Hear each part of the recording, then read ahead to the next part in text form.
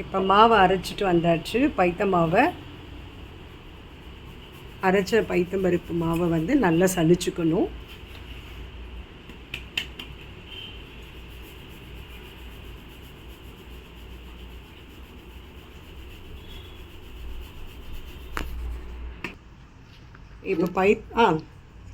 இப்போ முறுக்கு பண்ண போகிறேன். அது வந்து பைத்த மாவு 1 டம்ளர், அரிசி மாவு 3 டம்ளர்,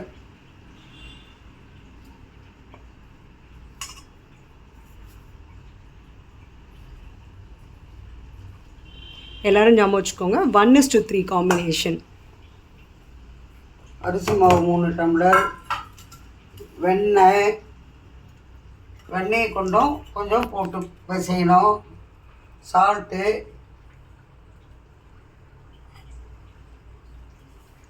கொஞ்சம் போட்டுக்கிறேன்.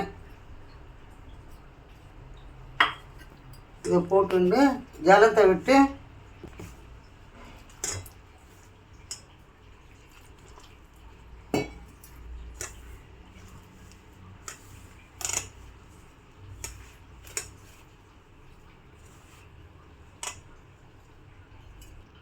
இதுனா ஓமம், காரப்பொடி, பெருங்காயம் இதெல்லாம் போட்டுக்கிறேன். போட்டுட்டு நல்லா கொஞ்சம் ஜலத்தை விட்டு நல்லா பிசைஞ்சிட்டு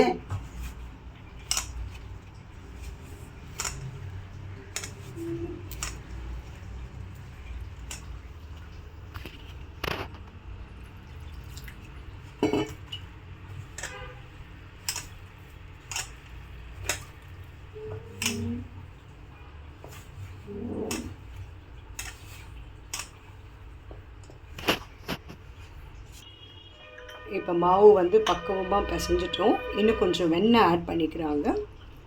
நல்லா கிறிஸ்பியாக இருக்கும் முறுக்கு மாவு இப்போ ரெடி.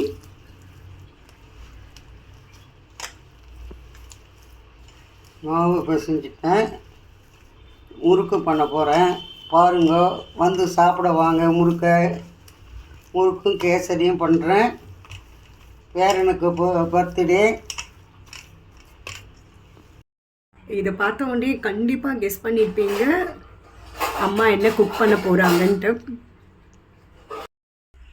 ஹாய் பட்டுமா, என்னம்மா பண்ணிகிட்டு இருக்க தூங்காமல்? எங்கள் அம்மாவோட ஸ்பெஷல் ஈவினிங் ஸ்பெஷல் பார்த்தீங்கன்னா முறுக்கு கேசரி. ஈவினிங் ஸ்பெஷல் சாப்பிடுவாங்க. கேசரி, முறுக்கு இதெல்லாம் பண்ணியிருக்கேன். மழைக்கு இதெல்லாம் நீங்கள் சாப்பிடணும்.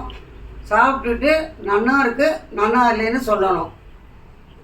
ஓகே, எங்கள் அம்மாவோட ஈவினிங் ஸ்பெஷல் ரெடி.